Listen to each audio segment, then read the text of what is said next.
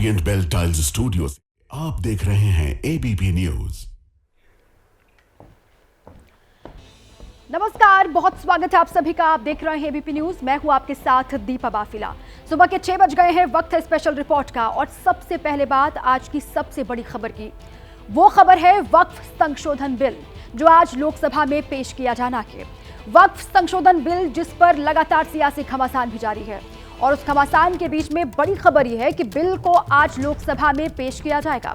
Bill को दोपहर 12 बजे संसद में पेश किया जाएगा और उस पर 8 घंटे तक चर्चा होगी। दोपहर 12 बजे का वक्त लोकसभा में यह बिल पेश किया जाएगा। वक्फ संशोधन बिल पर 8 घंटे चर्चा का समय है। हालांकि विपक्ष की ओर से 12 घंटे चर्चा का वक्त मांगा गया था, लेकिन सरकार की ओर से 8 घंटे का वक्त तय किया गया है। वक्फ संशोधन बिल पर सभी की निगाहें लगातार टिकी हुई हैं। सियासी घमासान किस तरीके से इसको लेकर मचा हुआ है वो आप जानते हैं। और इस बीच आज की सबसे बड़ी खबर यह है कि आज लोकसभा में इस बिल को पेश किया जाएगा। इस पर चर्चा होगी। दोपहर 12 बजे का वक्त है जब इस पर चर्चा शुरू होगी और 8 घंटे तक इस पर चर्चा की जाएगी। सरकार की तरफ से भी इस पर बात रखी जाएगी। विपक्ष को भी मौका मिलेगा, वो भी अपनी बात को रख सकते हैं। और सरकार ने विपक्षी दलों से भी ये कहा है कि सभी के पास मौका है, वो इस बिल पर खुलकर अपनी बात रख सकते हैं, खुलकर बोल सकते हैं। तो इसलिए आज का दिन बहुत अहम है। ये सत्र 4 अप्रैल तक चलना है और आज 2 तारीख है। आज की तारीख ऐतिहासिक होने वाली है क्योंकि लोकसभा में वक्फ संशोधन बिल को रखा जाना है, पेश किया जाना है।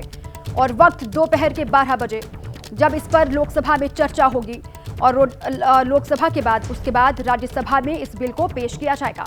8 घंटे का वक्त है इस बिल पर चर्चा के लिए।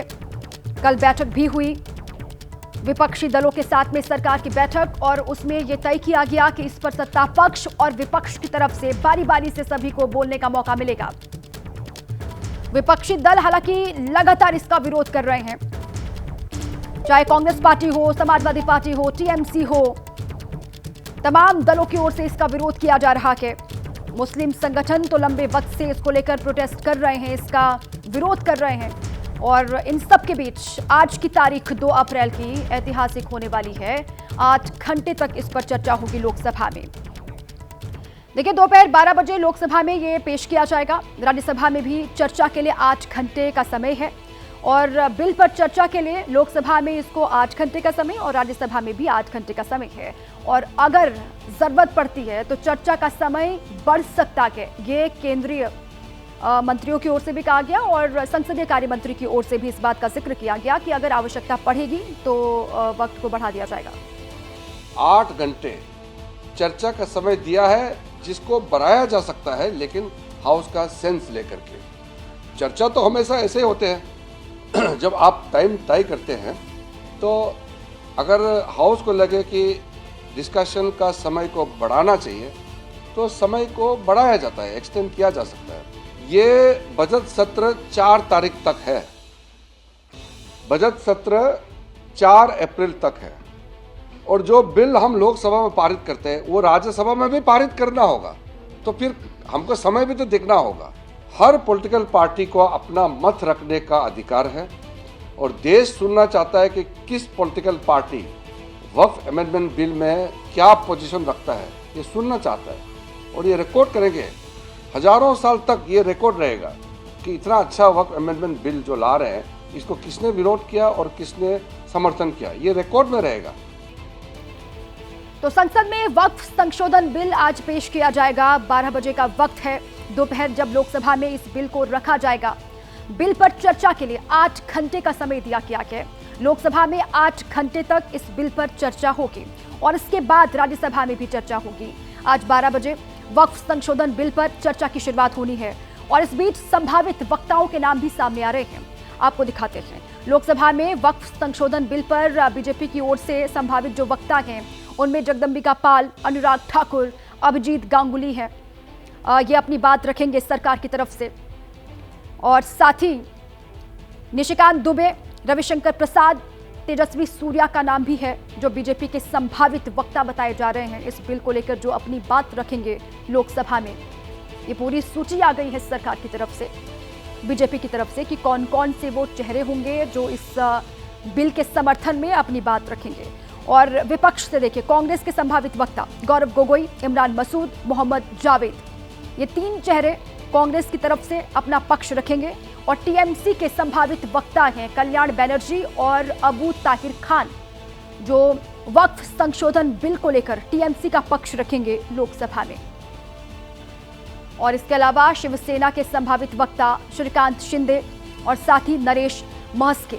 शिवसेना शिंदे गुट की ओर से कौन कौन बोलेंगे, ये 2 चेहरे हैं। श्रीकांत शिंदे का नाम है और नरेश महस्के का नाम है।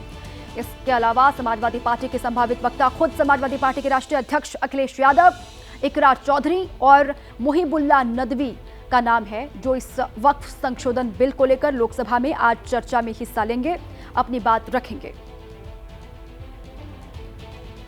और बड़ी खबर आपको हम बताएं कि आज बीजेपी की ओर से अपने लोकसभा सांसदों को व्हिप जारी किया गया है। सदन में मौजूद रहने के लिए सभी सांसदों को कह दिया गया है। और सरकार के लिए राहत की बात तो ये रही कि सहयोगी सरकार के साथ कंधे से कंधा मिलाकर खड़े हो गए हैं। वक्फ बिल पर बीजेपी के साथ सहयोगी जेडीयू और टीडीपी ने व्हिप जारी किया है अपने अपने सांसदों के लिए। और बिल के समर्थन के लिए अपने सांसदों को कहा गया है। शिवसेना और एलजेपी-आर ने भी व्हिप जारी किया है अपने अपने सांसदों के लिए। तो ये राहत वाली बात है कि जो बीजेपी के सहयोगी हैं, एनडीए के अलग अलग घटक दल हैं, उन्होंने भी इस बिल का समर्थन करने का ऐलान कर दिया है और अपने अपने सांसदों से आज सदन में रहने के लिए कहा गया है। जेडीयू और टीडीपी ने भी अपने सांसदों के लिए व्हिप जारी किया। इसके अलावा शिवसेना को लेकर भी कहा जा रहा है और एलजेपी-आर की ओर से भी व्हिप जारी किया गया है। आज का दिन बहुत महत्वपूर्ण है, कई मायनों में खास है, सरकार के लिए भी और विपक्ष के लिए भी। और इसीलिए अपने अपने सांसदों को व्हिप जारी किया गया है। सरकार के लिए बहुत बड़ी राहत ये कि जेडीयू और साथ ही टीडीपी ने समर्थन का ऐलान किया है और व्हिप जारी किया है अपने अपने सांसदों के लिए। अब वक्फ बिल को लेकर किसी तरह की कोई गुंजाइश बची नहीं है, कोई सस्पेंस नहीं बचा है। जेडीयू ने सस्पेंस से पर्दा गिरा दिया है। जेडीयू संसदीय दल के सचेतक ने व्हिप जारी किया है, जिस पर लिखा गया है कि सदन में सरकार के फैसले का सांसदों को समर्थन करना है। कोई भी सांसद व्हिप का उल्लंघन नहीं कर सकता है और साथ ही व्हिप में लिखी गई बात को मानने की बाध्यता होगी सभी सांसदों के लिए, नहीं तो उनके सदस्यता जाने का भी खतरा होता है। जेडीयू की तरह ही चंद्रबाबू नायडू की पार्टी टीडीपी ने भी व्हिप जारी करके सरकार के समर्थन में वोट करने के लिए अपने सांसदों को कहा है। और चिराग पासवान की पार्टी एलजेपी-आर ने भी व्हिप जारी करके अपने सभी सांसदों से कहा है कि आपको रहना है लोकसभा में। तीनों की पार्टियों की तरफ से जो व्हिप जारी किया गया है और अपने सांसदों से जो बात कही गई है कि आज के दिन आपको सदन में रहना है और इस बिल का समर्थन करना है, वरना जो मेंबरशिप है, जो सांसदी है, वो जा सकती है। जेडीयू का व्हिप, टीडीपी का व्हिप और साथ ही एलजेपी-आर का व्हिप अपने सांसदों को लेकर। देखिए, वक्फ संशोधन बिल पर एनडीए के सहयोगी जेडीयू लोकसभा में बिल का समर्थन करेंगे, यह ऐलान कर दिया गया है। पार्टी के सांसदों के लिए व्हिप जारी किया गया है जेडीयू की ओर से। टीडीपी ने भी वक्फ संपत्तियों की रक्षा होनी चाहिए, इस बात का जिक्र किया और मुसलमानों के साथ न्याय होना चाहिए। हमारे सुझावों को स्वीकार किया गया, ये सूत्रों की ओर से ये बात कही गई है कि टीडीपी की ओर से ये कहा गया कि हमने जो सुझाव दिए थे सरकार को, वो मान लिए गए हैं सारे सुझाव और वो भी इस बिल का समर्थन करते हैं। वक्फ संशोधन बिल पर एनडीए के सहयोगी जेडीयू और टीडीपी दोनों पर ही निगाहें लगातार बनी हुई थी और विपक्ष की ओर से भी दोनों पर दबाव डाला जा रहा था, लेकिन अब दोनों ने ही समर्थन का ऐलान कर दिया है।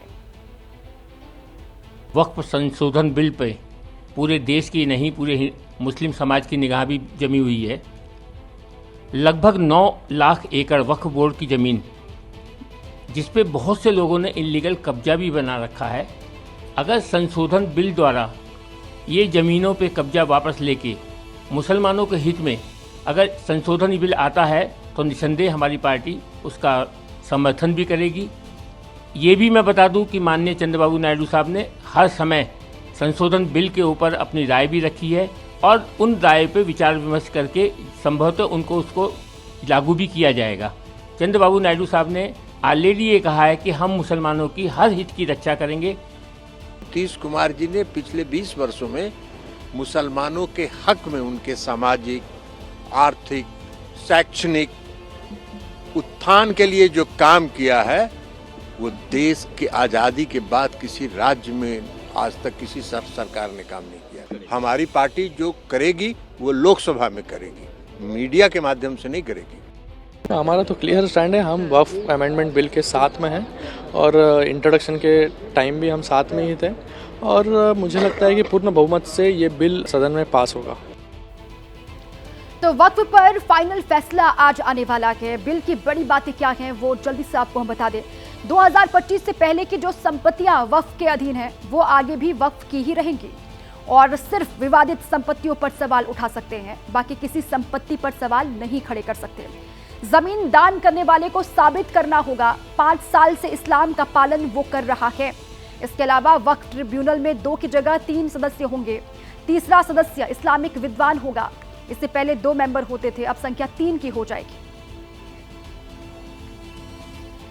आएगा जो सवाल उन्होंने खड़े किए होंगे वो सब एड्रेस हो चुके हैं। मैं तो अपील करूंगा कि चाहे ओवैसी हो, चाहे विपक्ष कांग्रेस हो, सपा, आज ये देश के गरीबों के हक में बिल आ रहा है। जो गरीब मुसलमान है, पसमानदा मुसलमान है, खवातीन हैं, बच्चे हैं, अनाथ हैं, उनके हक में आ रहा है। तो अब इसको मुसलमान को तुष्टीकरण या वोट बैंक मत समझें, आज इस गरीब के हक के बिल को समर्थन करें। मैं विपक्ष से अपील करूंगा, क्योंकि जो लोगों कह रहे हैं कल साफ हो जाएगा कि रिट्रोस्पेक्टिव नहीं है वक्फ बाय यूजर में। अगर कहीं मस्जिद ईदगाह है तो वो रहेगी वक्फ की, लेकिन भविष्य में अब कोई वक्फ होगा तो उसका डीड होगा और उसको वामसी पोर्टल पे उसको अपलोड किया जाएगा। तो ये सभी है।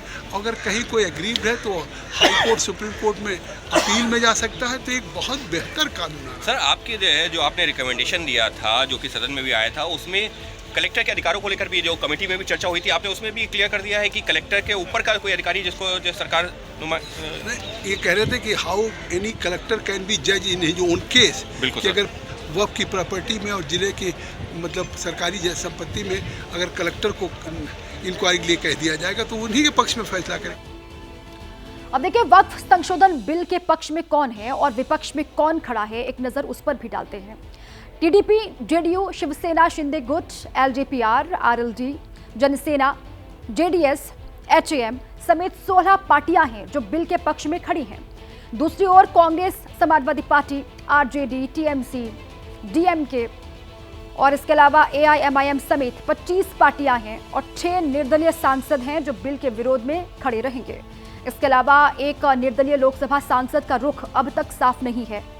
हालांकि सूत्रों से खबर यह भी है कि कुछ विपक्षी पार्टियां जिनमें शिवसेना उद्धव गुट और एनसीपी शरद गुट लोकसभा की कार्यवाही से गैर हाजिर रह सकते हैं। तो पक्ष में कौन और विपक्ष में कौन, ये आपको हम जानकारी दे रहे हैं। बिल के पक्ष में 16 पार्टियां हैं कुल, जेडीएस भी इसमें है, एसकेएम है और बिल के खिलाफ कुल 25 पार्टियां हैं। झारखंड मुक्ति मोर्चा भी इसका विरोध कर रहा है, वाईएसआर कांग्रेस भी इसका विरोध कर रहा है इस बिल का। इसके अलावा Congress party, Samajwadi party, TMC, DMK जो इस बिल के विरोध में है।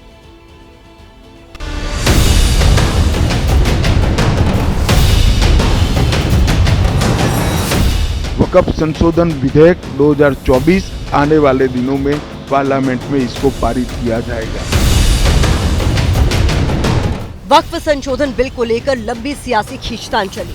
बिल को लेकर बनी जेपीसी की मीटिंग में सांसदों के बीच गर्मागर्म बहस हुई, वार पलटवार हुए, हंगामा, प्रदर्शन का दौर चला, लेकिन केंद्र सरकार के स्टैंड में कोई बदलाव नहीं आया। 8 अगस्त 2014 को बिल लोकसभा में पेश किया गया। विपक्ष के विरोध के बाद इसे ज्वाइंट पार्लियामेंट्री कमेटी जेपीसी को भेज दिया गया। 30 जनवरी 2025 को जेपीसी ने स्पीकर को रिपोर्ट सौंपी। 13 फरवरी 2025 को जेपीसी रिपोर्ट संसद में पेश की गई। अब 2 अप्रैल 2025 को लोकसभा में बिल पेश किया जाएगा। सरकार के द्वारा लाए गए नए वक्फ संशोधन बिल में पुराने वक्फ कानून की तुलना में कई बड़े बदलाव किए गए हैं, जिनको लेकर सरकार का तर्क है कि इससे आम मुसलमानों को फायदा मिलेगा और वक्फ की जमीन हड़पने वालों का पर्दाफाश होगा। वक्फ बिल आने से पहले समाज में तनाव पैदा करने के लिए कुछ संगठन जो प्रयास कर रहा है हमारा नजर में आ रहे हैं। अब आपको पुराने वक्फ कानून और नए संशोधन बिल में किए गए बड़े बदलावों के बारे में बताते हैं। पुराने कानून के तहत वक्फ बोर्ड किसी जमीन पर दावा करता है तो व्यक्ति सिर्फ वक्फ ट्रिब्यूनल में ही अपील कर सकता है, लेकिन नए बिल में जमीन पर दावा करने वाला ट्रिब्यूनल के अलावा revenue court, civil court, high court में भी अपील कर सकेगा। पुराने कानून के तहत ट्रिब्यूनल कोर्ट का फैसला अंतिम होता है, उसे चुनौती नहीं दी जा सकती, जबकि नए बिल में प्रावधान है कि वक्फ ट्रिब्यूनल के फैसले को हाई कोर्ट पे चैलेंज किया जा सकेगा।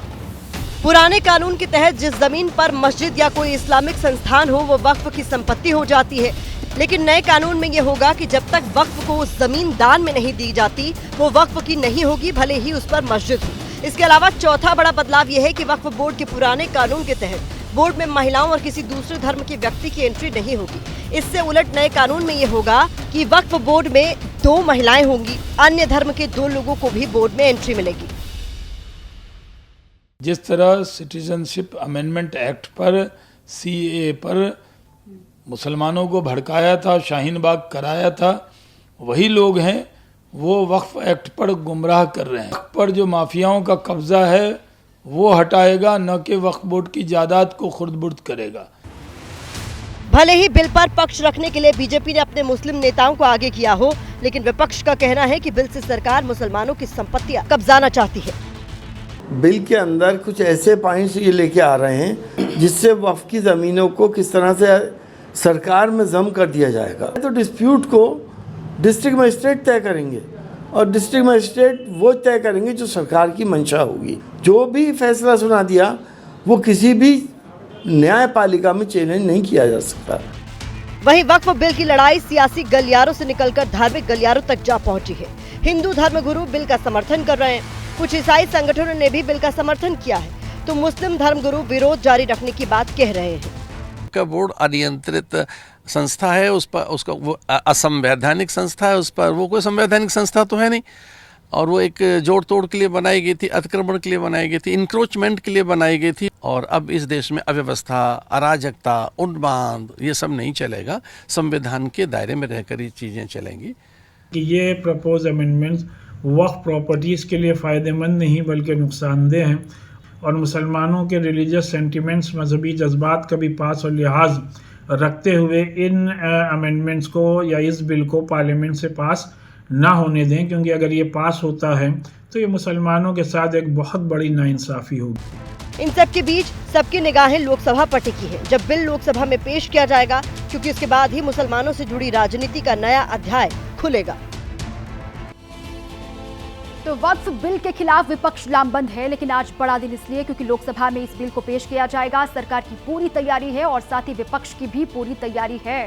सत्ता पक्ष की ओर से बिल की खूबियां बताई जाएंगी, और इस बीच में वक्फ एक्ट और वक्फ बोर्ड के बारे में जानकारी आपको हम दे रहे हैं। 1954 में संसद ने वक्फ एक्ट बनाया और तब से लगातार ये एक्ट है। संपत्ति देखरेख के लिए इस एक्ट को बनाया गया, इस बोर्ड का गठन हुआ। 1955 में कानून में एक संशोधन किया गया।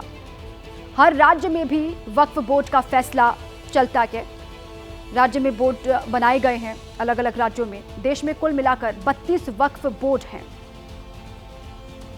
और शिया और सुन्नी के अलग अलग बोर्ड हैं, वो चाहे उत्तर प्रदेश में हो या फिर उत्तर प्रदेश से लगाए बिहार तक, अलग अलग राज्यों में शिया और सुन्नी के लिए अलग अलग बोर्ड।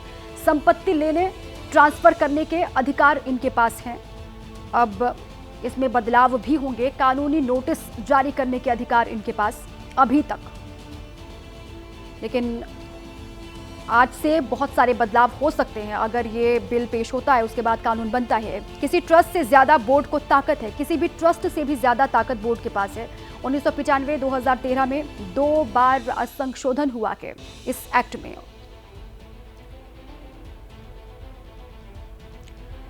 और देखिए, इस बीच वक्फ बिल को लेकर विपक्ष लगातार हमलावर है। वक्फ बिल पर राहुल गांधी का बयान सामने आया। उन्होंने वक्फ बिल संविधान पर हमला के इस बात का जिक्र किया। आज कांग्रेस सांसदों की अहम बैठक होनी है सुबह 9:30 बजे। राहुल गांधी के साथ ये मीटिंग होगी।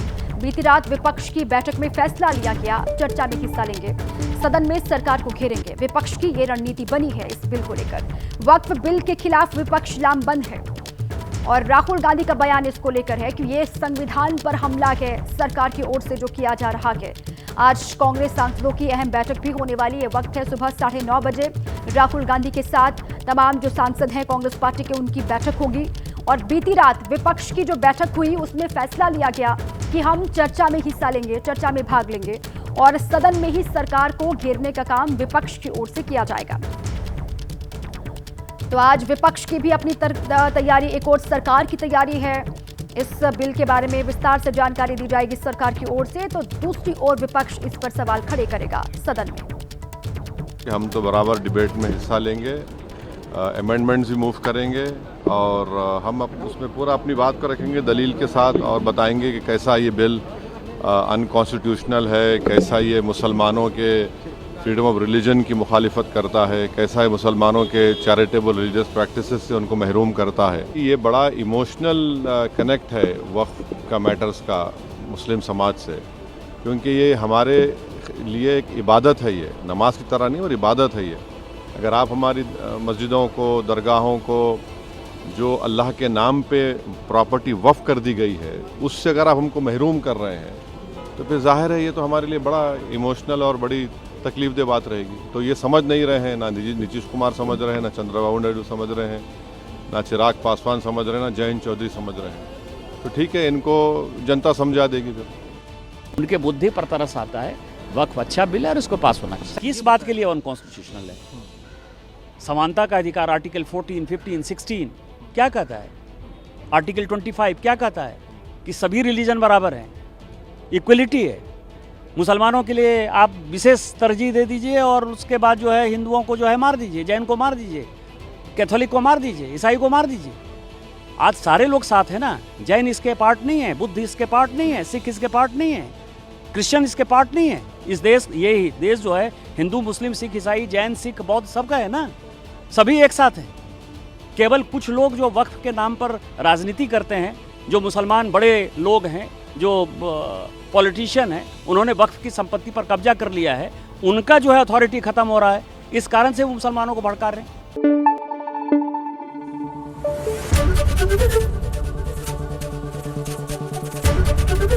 एबीपी न्यूज आपको रखे आगे।